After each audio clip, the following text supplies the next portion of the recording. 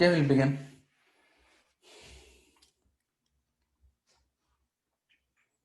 Okay, so today we'll talk about like the distinction between DevOps and CloudOps. And before I talk about that, I will give a little bit of introduction about DevOps and why it is there to begin with, right? So before we begin, just quick introduction about us. So as a B Cloud Ready, we do a lot of boot camps, and we have basically consulting company, but also do a lot of corporate training. And the other big names we continue to do with work with them. Specifically, a lot of training in past years we have done is basically migrating people from legacy technology to cloud or DevOps based, because pretty much all these legacy jobs like DBA, release management, and all these will be obsolete in coming few years. And so these companies, they want to upgrade the skill of their employees, and this is where we come in. And these are some of our last year's boot camps. So let's get into it. What is DevOps, right? So before we even talk about DevOps, we need to think about what is the primary driving force of DevOps. And when I say driving force, mean DevOps as a concept is not a new concept. It has been there forever. It is just the latest push into DevOps has happened. That is why you see pretty much everywhere people either looking to hire a DevOps or someone is transitioning to DevOps. So the two key prime driving factor for DevOps is basically one is agile based SDLC. And if you don't know SDLC, I'll talk about that. And then you're talking about cloud migration. So it means cloud migration. When I say, I'm talking about API driven development, which is mostly we call it a cloud migration 1.0. And I wrote a blog also about what is cloud migration 2.0, which is basically moving towards more of a Kubernetes kind of world.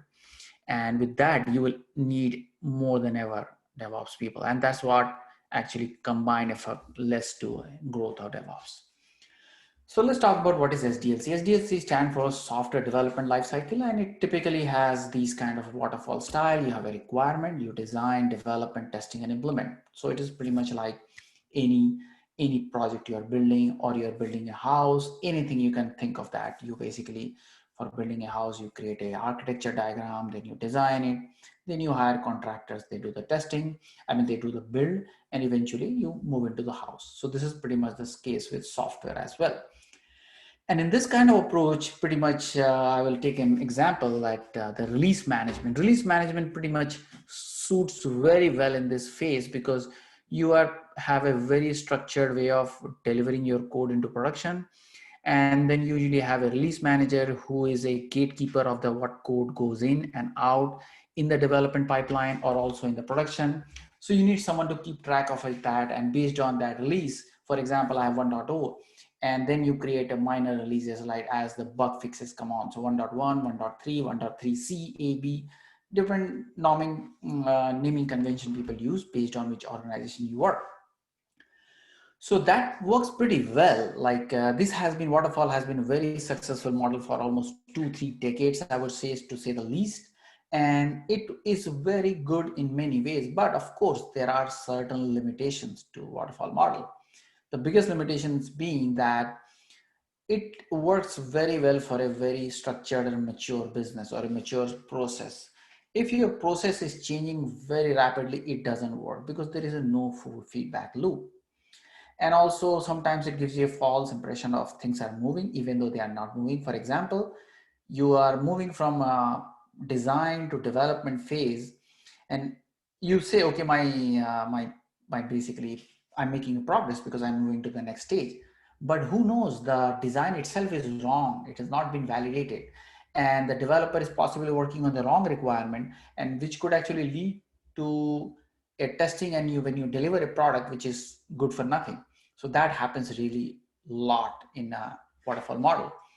And integration is always big bang, basically, because you are talking about a big bang deployment. So it takes pretty much you have to shut down the website and do the upgrade. And if something goes wrong, you roll back.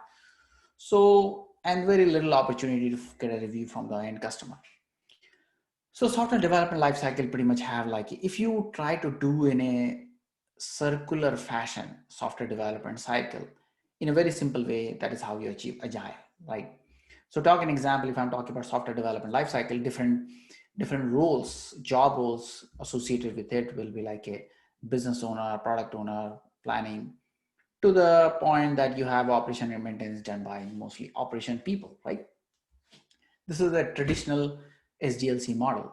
And what happens is that if you compare the traditional SDLC model and waterfall, the one thing you can quickly see is that the agile has actually inherent feedback loop, which doesn't really exist in waterfall. And that's what makes it very powerful. And you can say, yeah, we can actually do maybe some kind of a feedback in waterfall, but there is a big change in agile. The biggest change is that you are not working on a very large requirement. In agile, what you do, your whole requirement you break into the small pieces, and for each piece you run multiple sprints, which looks like that. So for example, sprint 1, sprint 2, sprint 3. So every sprint will have a small requirement that you are planning to deliver, and end of the delivery you will always do a customer validation. In that way you make a very small progressive changes, and that is what actually leads to a more robust product which is aligned with the market. So that is the key factor. Of course, I'm oversimplifying agile here. Agile has a lot of into this. For example, they have a different roles, like depending on you're using Kanban or there are many other kind of a methodology in agile that use scrum is one of them. I'm just taking example of scrum, in that you keep progressing the sprint after sprint is usually 1 maybe 2 weeks of sprint, whereas compared to waterfall model you are talking about a quarterly release, so you are doing a much frequent release. So now there is a challenge, right? Because you are doing a very frequent release, the traditional model of the team doesn't work anymore. You cannot have a operation developer and quality assurance people working on silo, because as you said, as I just said, like we will be doing a lot of iteration, a lot of code churn, so code velocity increased dramatically. So the old style of doing that, okay, software development write a code, then it goes to the QA person, then it goes to operation, and operation people will do the release management and all this thing. Now you have to change the whole thing you work. So basically what you're doing is you are actually creating a more collaborative team for multiple reasons. First, your code churn will become very fast. You're unlike before you had a quarterly release. Now you're talking about every bi-weekly, you will be promoting code into production. And I'm talking about only one project, and actually in a project, in a decent side project, you can have multiple codes. And when I'm talking agile and I said breaking the problem into smaller pieces, it means I'm talking about at least maybe tens of hundreds of repositories, and every repository will have a different release, different version. And now what you hear from that, it is unmanageable. It is unmanageable by a human. Like is a traditional model of a release management, or doing some kind of some operation person actually coming in and doing some deployment, a QA person is doing some testing, it doesn't work anymore. Because why? Because I want the code deployed to be every 2 weeks. Do you think it will be possible that you developer will, of course you have to give time to developer, that cannot be automated, right? So developer will develop a code in a 1 week, and within a 1 week of time the tester has to test everything, and the operation people has to promote it. That is just not possible. It's not going to happen. So if you want to achieve that, what do you have to do? You have to create a very different style of delivery model using a development operation approach. It means what happens is that the moment software developer writes a code and submit into the repository, you have to automate everything after that. The QA automation, it has to hook up automatically with QA harness. And if the QA test pass, it should be a report generated some way that, okay, it gives the operation person ability to choose go ahead or not. And with a one click of a button, the operation people should be able to deploy the new code within seconds. And if something goes wrong, they always have a recovery pipeline, and they will trigger the recovery pipeline, which will roll back the changes. Because I was only delivering a small piece of code, a smaller piece of code, it means it is less likely to break, and it will have a less severe impact on the production. So you can see a lot of things that benefits are there, but the benefit comes with a cost. Cost is that it puts a tremendous pressure into delivery pipeline. It means you have to remove all human intervention. I'm giving you a simple example. So for example, you open a food making company, right? Assume you are making some patties, like some kind of patties or maybe cake you are making. Before you had like maybe you are making 5 cakes in a day. It's fine, you can do it with your hand. Now you want to grow your business. You want to get hundreds and thousands of cake every day, and you want to ship it to different people. What it says, you cannot basically hire 2000 people to make the cake. What you're going to do is you need to invest and buy a machine which is going to make cake in a tremendous very high frequency, and it just delivers quickly. That is what exactly I'm talking about. You have to like basically automate whatever is possible. So DevOps pretty much solves these are problems like CI/CD. When I say CI/CD, a lot of people talk about like continuous integration delivery. It means continuously you are actually the moment code is into the repository, you just basically automate everything. Infrastructure automation, you don't have to wait anymore for infra, it's all automated. And managing relationship, this is the key thing. A DevOps professional should have good relationship with these people. And of course, failing intelligently. I mean, something goes wrong, you should have means to revert the changes. So like a quick, I will say the legacy job at risk because of cloud and DevOps adoption. You can pretty much see these kind of things like sysadmin, DBAs, production support, build engineer, Q automation, program analyst. It is pretty much sooner rather than later going on. These jobs are still there in a legacy companies, but the company who are actually day one cloud, I mean, I will say example like Airbnb, Uber, they never had these, they don't have this position at all, because the company started on AWS and they will possibly will be staying in AWS or some form of cloud. But those blue color jobs are there in the company which started maybe 40 years ago, 100 years ago, and they have inherited a lot of legacy component. And right now, specifically right now in today's world with the COVID, I think the investment and the digital transformation, when people are talking about, they're talking about moving from blue level job skills to the green job skills. It's mean below. So basically you are making more automation, more efficient delivery. And actually the demand is growing, because right now because it's not possible, because before system administration you used to manage maybe two boxes, right? Now you have thousands of containers. Can you manage with human? No, you need some kind of tool. So that is what is happening here.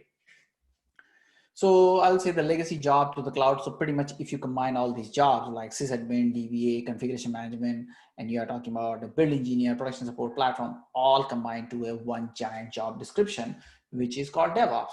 And of course, this is why they pay a little bit higher to the DevOps. It's not like that it is just something new, that's what they are paying. Because this person is actually doing 3-4 people's job. That is the whole reason they just want to pay extra, because by getting rid of 5 these job roles, you are saving tremendous amount of money. For example, even if you pay everybody $10 an hour, for example, 1, 2, 3, 4, 5, 6, $60 an hour you are spending. Assume you get rid of all and you hire a DevOps person for $30 per hour. So this DevOps person is getting almost 3 times the salary, and at the same time, he or she is saving the business almost 50% of the cost. So it is a win-win situation for both. So DevOps usually have two sides. If you're doing for a role, is like a developer and the operation. So I see a lot of people actually moving from operation to DevOps field rather than developer. Actually, mine is completely different. I have always been a DevOps from day one, for knowingly or unknowingly, because I started my career in a startup. So I had to write code and I had to build it and I had to deliver to the customer. So I always doing this job, but I didn't know that I'm doing it. And right now it got rebranded as like that. So also being that, because I started as a software developer and the job role was software developer all the time, I'm just doing everything. But right now it's just called a different way. So if someone is coming from operations side, they possibly had to develop a software developer skill as well. And sometimes it could take up to 3 to 4 months. So this is a lay of land for how DevOps looks like. And you can see the DevOps life is pretty much, you are wearing multiple hats like cloud automation, sysadmin, developer, team player, Q automation, and go-getter. It means if something legacy system has been thrown at you have to basically understand and automate it. So these are the key factor of a DevOps that people are expecting to achieve. And that is one big thing over here. So of course, when you're talking about DevOps, so like a must-have tools of DevOps, you can talk about basically Git. Git has become like everything right now. The whole DevOps pipeline is called actually GitOps in many ways.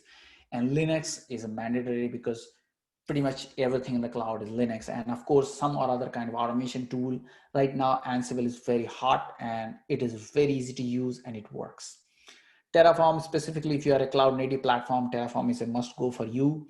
And then of course, Docker and Kubernetes is getting a lot of attention because it gives a lot of, it releases a lot of bottlenecks from application delivery pipeline. It is just amazing. To use it, you will love it. And I recommend Python as a keeping on a back pocket, because you know what happens is all the tools you might know, but sometimes not all to do everything that you need. Sometimes you have to stitch the dot, you have to connect the dots, and doing with these tools may be too complex, and having some kind of programming skill back of your pocket, it actually adds a lot of value as a resource, and plus you can deliver much faster. Sometimes if something, assume you are looking for, say, assume you are working for a company where they want to adopt a brand new cloud, like just startup cloud company came. And of course, if you want to automate the infrastructure for that, Ansible won't have the like playbook for them, neither a module, because it takes them time to develop and open source it. And before that, the cloud has to have a critical mass of adoption so that Ansible guys are okay to invest on that. In that kind of scenario, you can basically go through the REST API code and just boom, write your own plugin, and you can basically unblock the thing. And of course, Jenkins, when it comes to CI/CD, Jenkins is the primary orchestration tool. And I always say Grafana ELK as a form of monitoring and logging thing, which is a very important. And of course, you must know how to all these tools work together. If you're not able to make them together, it's pretty much useless of knowing each of these things. And as I already said, if you go back to the slide, that there was a role, as I said, CloudOps. So pretty much, if I say DevOps is the whole big thing, the CloudOps is a very smaller subset of the job. So pretty much CloudOps I'm talking about, it is much easier job. It has a less responsibility. And usually if you can see, so cloud engineer is a subset of a DevOps engineer, right? Cloud engineers are more of an operation engineer for public cloud system. In other words, they are infrastructure engineer for the cloud provider. Cloud engineer do not have to be a developer.